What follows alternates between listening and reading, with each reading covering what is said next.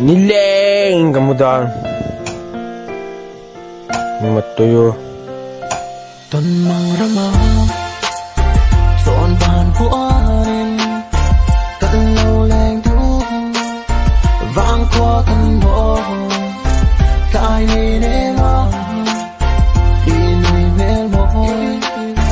cất tan đầm na lũ vui xe lỡ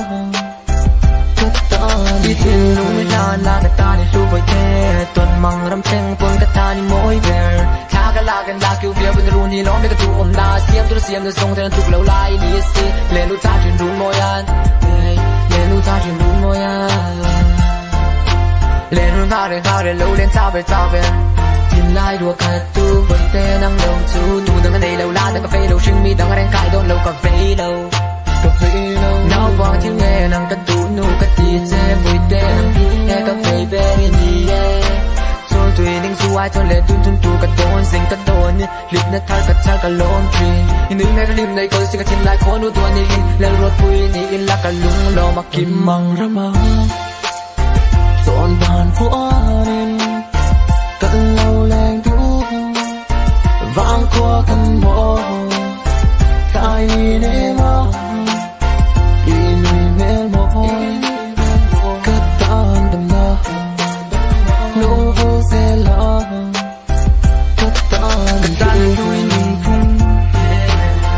lại chinh lung cái tang chuan đi tung lung và nàng nghe lời tung thu là tang lấy phun thu ít sắc mong được xóa ngay môi chỉ gặp quá ngay sắp mê lạ đã tuyên luôn nghe kể như yang mình nói hùng tang này ya har mình làm về lại chinh lung tơ cầm nặng chơi bụi tê hay cái trang nè mà hắn về mê là cầm mang người nằm bên sang về là cầm mít mua môi về riêng đuôi mê cả cầm hùng mây lâu tu ôm nắng tên lần hual tê ít tiền là môi em nôm mà tiếng truyền ít sắc mẹ là môi cái gì ít sắc mình yang in qua nun nó buồn xa rem môi cái gì tuần mang rama trọn bàn của anh cận lâu leng thu vang qua căn bộ cái gì để mà đi nuôi mẹ môi cất tan đầm na lỗ vui xe lỡ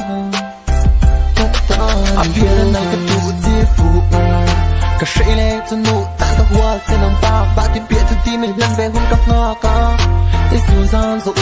cái vui cái thật cha đi đủ ông na tên qua được cái tai mình tu po hay cái tuột là tròn hay ít chừng lung ruộng khắp cả lụa ăn ngon